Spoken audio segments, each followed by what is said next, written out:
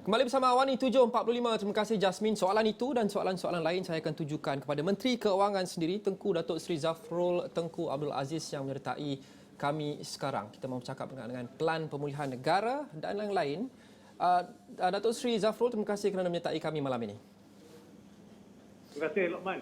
Datuk Seri, okey, kita mahu mulakan dengan Pelan Pemulihan Negara. Sektor-sektor ekonomi yang masih ditutup sepanjang pelaksanaan fasa pertama PKP penuh ini atau total lockdown ini, mereka berdepan kemungkinan terpaksa gulung tikar, terutamanya dalam tempoh 3 bulan sebelum melangkah ke fasa ketiga pada bulan September nanti. Bagaimana untuk kita fahami impak dalam tempoh kritikal ini 3 hingga 6 bulan akan datang, Datuk Seri? Terima kasih, Lokman. Pelan Pemulihan Negara yang diumumkan oleh Yang Amat Berhormat Perdana Menteri ini secara amnya memperincikan satu hala tuju atau jalan keluar dari kemelut COVID-19. I think this is the light at the end of the tunnel. Dengan indikator yang berasaskan fakta, jelas dan mudah dipahami. Semua pihak akan sama-sama mendukung usaha ke arah peralihan daripada satu fasa kepada fasa dan seterusnya. InsyaAllah kita keluarlah daripada tempoh PKP ini. Namun kita ni kena berjaga-jaga kerana virus ni mampu bermutasi dan menjadi lebih agresif.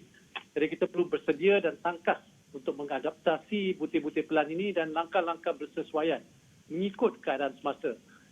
Selain dari pencapaian nilai ambang kapasiti di ICU dan kadar kes harian, indikator yang sama penting dan yang sangat-sangat di bawah kawalan kita ni ialah pencapaian harian bagi 2 dos vaksinasi.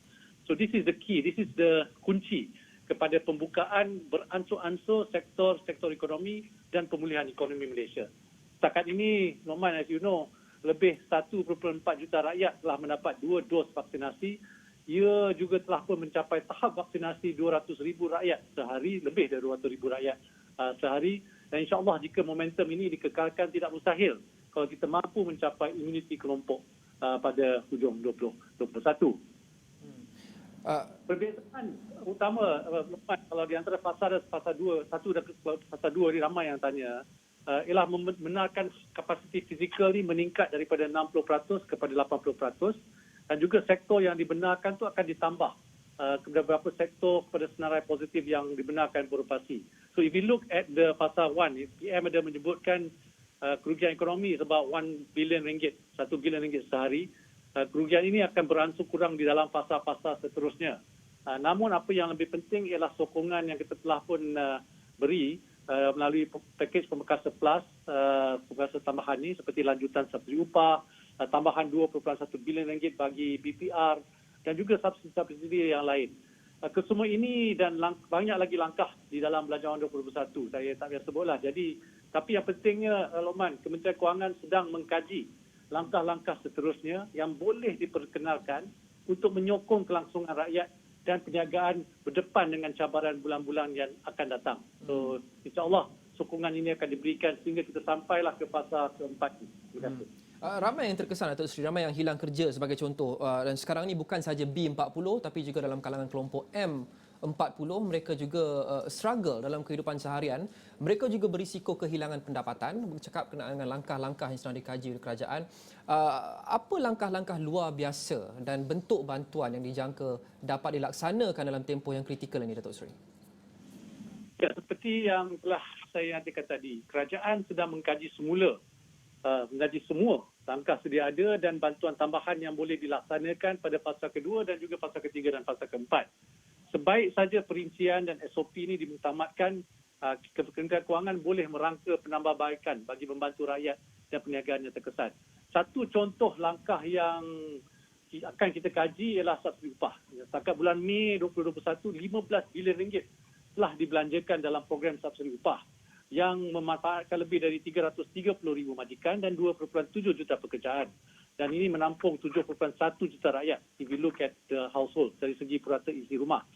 Program ini telah dilanjutkan untuk sebulan lagi bagi semua sektor dengan peruntukan sebanyak 1.5 bilion ringgit. Jadi peruntukan ini berjumlah 20 bilion ringgit. Kita sedang mengkaji pelanjutan program ini bagi menyokong sektor-sektor yang tidak boleh dibuka sehingga fasa ketiga atau keempat. Melalui perbincangan awal di MOF, kerajaan sedia menjadikan peruntukan tambahan dalam masa terdekat bagi membantu rakyat dan perniagaan yang terkesan. Kita perlu mengutamakan kebajikan rakyat dan kelangsungan perniagaan.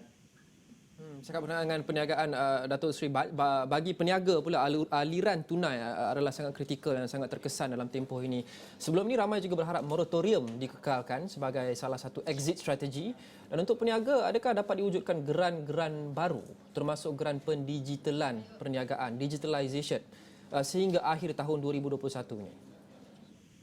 Terima kasih.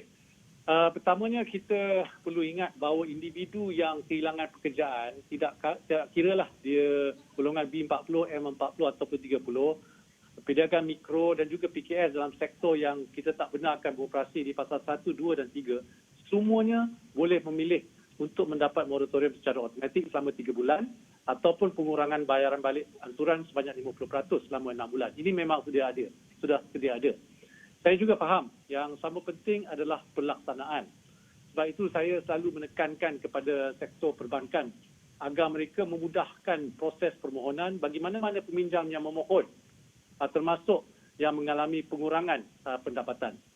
Konsep bantuan bayaran balik pinjaman yang kita laksanakan ini selaras dengan program bantuan bayaran balik pinjaman yang diberikan oleh negara-negara lain, termasuklah Singapura, Australia dan juga UK.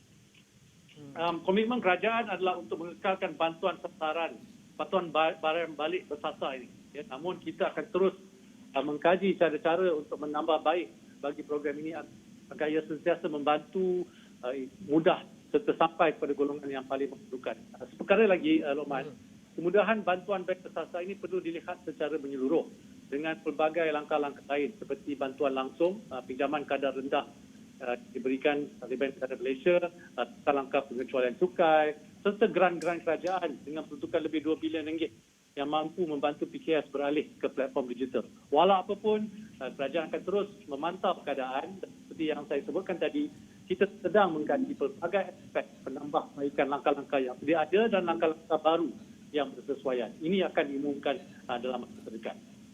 Datuk Seri, sepanjang krisis COVID-19 ini kita sudah menyaksikan 7 pakej rangsangan yang memanfaatkan 20 juta orang rakyat Malaysia dan 2.4 juta peniaga. Berdasarkan perkiraan Kementerian Keuangan, kita ada 100 bilion ringgit sehingga akhir tahun ini. Adakah 100 bilion ringgit ini jumlah yang mencukupi dengan mengambil kira situasi ketika ini?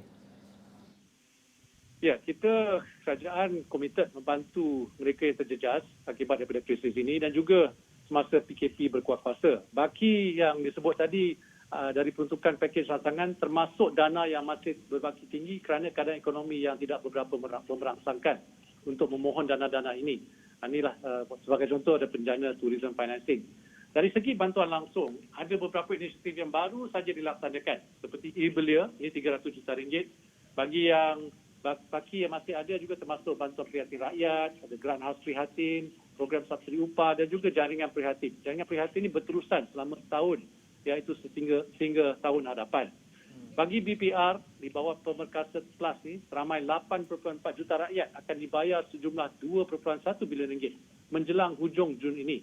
Dengan isi rumah B40 menerima sehingga RM500 setiap satu. Tambahan pula pada bulan September ni, 2.4 bilion ringgit lagi akan disalurkan. Ini bermakna setakat ini 9 bilion ringgit telah diperuntukkan untuk tahun 2021 dari segi PPR. Bagi GKP, Geran Khas Prihatin, ia telah memanfaatkan 1 juta PKS Mikro dengan pembayaran 3.6 bilion ringgit hingga Mei tahun ini. Selanjutnya di bawah Pemerkasa dan juga Pemerkasa Plus, kerajaan telah bersetuju untuk menambah baik program ini dan masih ada baki yang belum lagi disalurkan lebih kurang 1.5 bilion ringgit. Walau apapun, seperti yang telah saya sebutkan, kerajaan akan terus memantau keadaan dari segi ekonomi serta pelaksanaan Pelan Pemulihan Negara. MOF juga dalam proses mengkaji bantuan tambahan yang akan dipertimbangkan mengikut fasa pelaksanaan Pelan Pemulihan Negara. Pelan Pemulihan Negara adalah berkenaan dengan exit strategi, Datuk Seri. Vaksin merupakan tunjang, anchor kepada exit strategi ini. Bagaimana Kementerian Keuangan dapat memainkan peranan untuk mempercepatkan usaha untuk mencapai herd immunity, imuniti kelompok?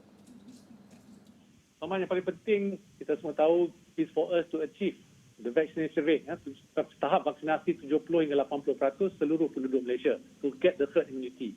Jadi in this way, pelan peralihan PKP berfasa antara lain akan disandarkan kepada pencapaian vaksinasi dengan pembukaan aktiviti sosial secara beransur, iaitu bila kita mencapai tahap vaksinasi. In this case, for us, we targeting 60%. Kerajaan amat berharap agar lebih ramai akan mendaftar untuk menerima vaksinasi. MOF telah memperuntukkan sebanyak RM3 bilion untuk program vaksinasi negara dan ini ditambahkan sebanyak RM2 bilion semasa pemerkasa, menjadikan jumlah peruntukan sebanyak RM5 bilion. Ya, pelbagai sumber kewangan dan aset juga telah diberi kepada Kementerian Kesihatan. Ini RM450 juta untuk meningkatkan kapasiti katil dan peralatan ICU, ya, RM550 juta untuk menampung keperluan perbelanjaan berkaitan COVID-19, menggunakan kenderaan kerajaan bagi membantu rakyat, terutamanya warga emas yang mengalami kesukaran. Jadi selain itu, penyumbaran luar negara akan dilaksanakan bagi penggunaan kapasiti hospital, luar negara, penyumbaran luar juga akan dilaksanakan bagi penggunaan kapasiti hospital swasta. Jumlah ini termasuk RM200 juta yang diumumkan pada 22 Mei lepas. Di bawah fasa 2 dan 3, hospital swasta dan klinik swasta sudah mula digunakan sebagai PPV. Ini akan meningkatkan kadar vaksinasi negara. Di bawah tempoh darurat kesihatan ni, Loman, kita juga mempercepatkan proses perolehan vaksin dan peralatan perubatan melalui pelbagai usaha dan proses ini diguna pakai sehinggalah Disember 2021. Sektor swasta juga sebenarnya memainkan peranan penting. Program imunisasi industri kerjasama awam swasta PIKAS bertujuan membantu mempercepat vaksinasi bagi golongan pekerja. PIKAS ini diumumkan pada minggu lepas, lancar nanti 2 hari lepas di Selangor oleh Yang Amat Berhormat Perdana Menteri dan juga Menteri Perdagangan Antarabangsa dan Industri. Jadi selain Selangor, vaksinasi untuk sektor pembuatan ini juga akan dimulakan di Pulau Pinang, saya percaya pada hari ini, dan Johor esok, yang akan memberi tumpuan kepada subsektor pembuatan yang kritikal. Baik, terima kasih Menteri Keuangan Tengku Datuk Seri Zafrul Tengku Abdul Aziz dan terima kasih kepada anda menonton Awani 7.45 malam ini. Seperti biasa, segala maklumat lanjut anda boleh dapati di astroawani.com dan juga di aplikasi ini yang anda boleh muat turun di Google Play Store, Apple App Store dan Huawei App Gallery. Terima kasih kerana menonton Awani 7.45 dan saluran 501, saluran berita yang paling dipercayai di Malaysia. Saya Luman Haris, kita jumpa lagi. Assalamualaikum dan salam hormat.